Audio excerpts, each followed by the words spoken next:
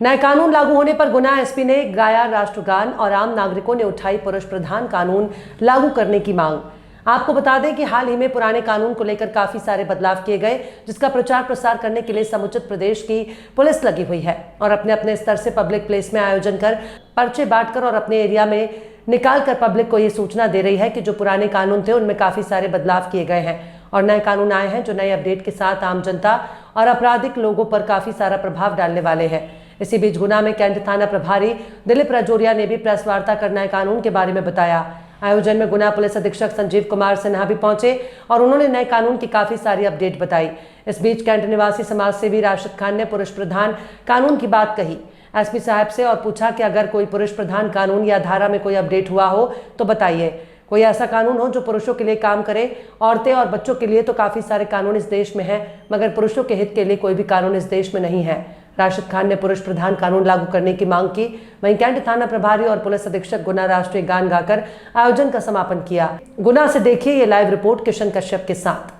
इस प्रकार से आयोजन किया गया है, सिटी कोतवाली में भी किया गया है, कैंट थाना के अंतर्गत भी किया गया है। तो इस तरीके के कार्यक्रम और आगे भी जारी रहेंगे। ये कार्यक्रम जारी रहेंगे। हमारा पर्पस ये है कि लोगों के बीच ज़्यादा से ज़्यादा लोगों के बीच में इन तीनों नए प्रावधानों के बीच जाके जानकारी मिले। जैसे आपके अनुसार आपने अभी तो बहुत ज़्यादा वक्त नहीं हुआ है और अभी से ही लागू हो रहे हैं, तो इन प्रावधानों से नागरिकों को सुविधाएं प्रदान होंगी या पहले ज़्यादा उचित था?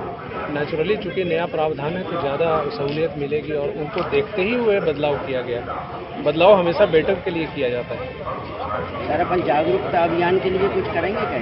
तो कर ही रहे हैं, पिछले 2-3 महीने से चल रहा है। चूँकि आज से लागू हो गया है तो आज हर पुलिस स्टेशन पे इस तरह का कार्यक्रम आयोजित करके लोगों को से संपर्क करके उनके बीच एक जागरूकता का प्रयास किया गया है। संभव पूरी पॉसिबिलिटीज़ है कि ज़्यादा से ज़्यादा तक लोग के पास पहुँचेगा। सर, थोड़ा एक पर्सनल सवाल था, जो सीमाओं पे आप देख रहे हैं रीड न्यूज और रीड न्यूज से मैं हूं आपका दोस्त किशन कश्यप। जैसे कि आज आपने देखा कैंट थाना प्रांगण में जो नया कानून आज लॉन्च हुआ है, लागू हुआ है 2023 में आ गया था और आज से ये नए कानून नियम लागू होंगे, जिससे कई धाराएं आईपीएस की बढ़ी हैं और उनमें जो है कहीं ना कहीं बदलाव काफी सारे किए गए हैं। कुछ धाराओं में सजा का प्रावधान था वो बढ़ाया गया है, घटाया गया है और डिजिटल इंडिया के लिहाज से अब ये जरूरी नहीं है कि आपको जो थाना क्षेत्र हो वहां पे आप एफआईआर करें, आप कहीं भी रहकर उस घटना की एफआईआर दर्ज करवा सकते हैं। और अब जो परिवर्तन हुए इससे कहीं ना कहीं आम नागरिक में और जो क्राइम करने वाले लोग हैं उनमें कहीं ना कहीं भय का एक माहौल रहेगा, क्योंकि जो अभी जो धारा अपडेट हुआ है कहीं ना कहीं नागरिकों की हित में देखते हुए हुआ है और इससे एक नई लहर यहाँ पे आई और जो जागरूकता है ये पुलिस प्रशासन द्वारा पब्लिक में किया जा रहा है। इस तरह से आज पूरे मध्य प्रदेश में तमाम थानों पर इस तरह के कार्यक्रम रखे गए थे, जिससे पब्लिक में अवेयरनेस जाए कि जो नए कानून आए हैं, नए अपडेट आए हैं, उनकी जानकारी पब्लिक तक पहुंचे और वो समझ पाए कि किन किन धाराओं में क्या क्या अपडेट हुई है, क्या क्या धाराएं बदली हैं।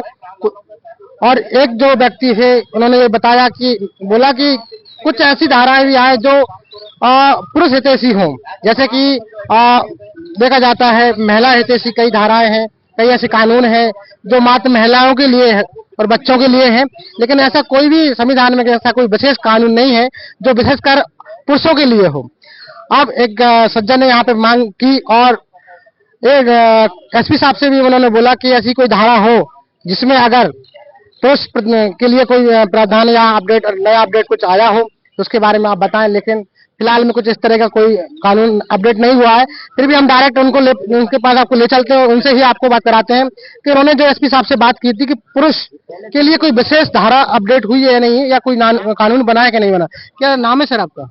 मेरा नाम रशीद खान है। मैं समाज सेवी हूँ, विभिन्न राजनीतिक दलों से सामाजिक संगठनों से जुड़ा हुआ हूँ और अभी ये जो शासन ने जो नए प्रावधान कानूनों में बदलाव जो किए हैं, कुछ नया ऐड किया है, उसमें मैंने ये महसूस किया कि उसमें ज़्यादातर महिलाओं की बात हो रही है या बच्चों की बात हो रही है या कुछ इस तरीके की बात हो रही है। एक दो चीज़ें सही भी हैं कि साहब चालान समय अवधि में पेश होना चाहिए, ये बहुत बड़ी राहत है, वरना नहीं तो 6-6 महीने, साल 1.5 साल तक चालान ही पेश नहीं होते थे। अच्छी बात है, लेकिन सबसे बड़ी बात यह है पुरुष वर्ग के लिए वो भी प्रताड़ित है, कहीं ना कहीं वो भी पीड़ित है, उसके लिए कहीं कोई प्रावधान नया संशोधन उसमें नहीं किया गया है। तो मेरा मानना यह है, लोग इस बात को कह नहीं पाते। मैंने आज इस मंच के माध्यम से ये कहा है कि भाई अगर हम भी महिला वर्ग से अगर प्रताड़ित हैं, पत्नियों से प्रताड़ित हैं, हमारा शोषण किया जाता है, हमें टॉर्चर किया जाता है, अनुचित मांगे की जाती है, नहीं पूरी होने पर हमको शासन द्वारा न्यायपालिका द्वारा दंडित कराया जाता है, तो हमको पतियों को भी हमारा एक ऑर्गेनाइजेशन होना चाहिए, हमारा एक पत्नी पीड़ित संघ होना चाहिए, जिसमें ये स्लोगन के साथ मैं पहल करना चाहता हूं कि हम सब पति एक हैं, हम पत्नियों से नहीं डरेंगे, अपने अधिकार लेकर रहेंगे, अपनी मांगों के लिए निरंतर संघर्ष करते रहेंगे, न्याय के लिए संघर्ष करेंगे। और सभी पतियों का आह्वान करता हूं कि पत्नियों का पूर्ण सम्मान करते हुए, महिला वर्ग का पूर्ण सम्मान करते हुए, यदि ऐसा कुछ होता है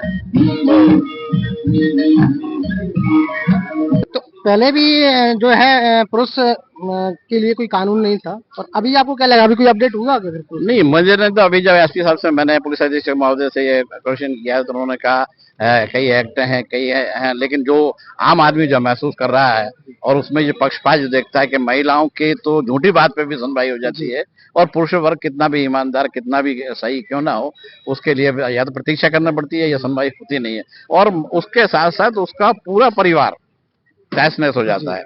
आज आप देख लीजिए 498 के दहेज प्रकरण के जितने भी केस हैं उसमें 90% केस फाल्स हैं, झूठे हैं, और महिलाओं द्वारा जितने पुरुषों के खिलाफ जितनी FIR उसमें 50% सही होती है, 50। चूंकि एक माहौल बना दिया गया है, हम महिलाओं के खिलाफ नहीं है, हमारे सर आंखों पर हम उनका सम्मान करते हैं। हमारी भारतीय संस्कृति में सिखाया यही है कि महिलाओं का सम्मान करना और उनके हितों की रक्षा करना। लेकिन अब हम कहीं पीड़ित है, इस वक्त आवश्यकता मुझे तो महसूस हो रही है, लोग कहते नहीं है, पीड़ित सभी है, एक पत्नी पीड़ित संघ बनाया जाए। और कहीं ना कहीं पुरुष जो है पीड़ित है महिलाओं से, बिल्कुल, मतलब कहीं ना कहीं जो है, और विधि में भी उसके लिए कोई न्यायपूर्वक ऐसी धाराएं या ऐसा कानून नहीं बना। हाँ, महिलाओं के मुकाबले नहीं है। जितनी मतलब धाराएं और जितने कानून और जितनी तीव्रता के साथ महिलाओं के पक्ष में काम किया जाता है, पुरुष वर्ग के वर्ग में। क्या नाम है सर आपका? रशीद खान, समाज सेवी हूँ, विभिन्न संगठनों से, राजनीतिक संगठनों से जुड़ा हुआ।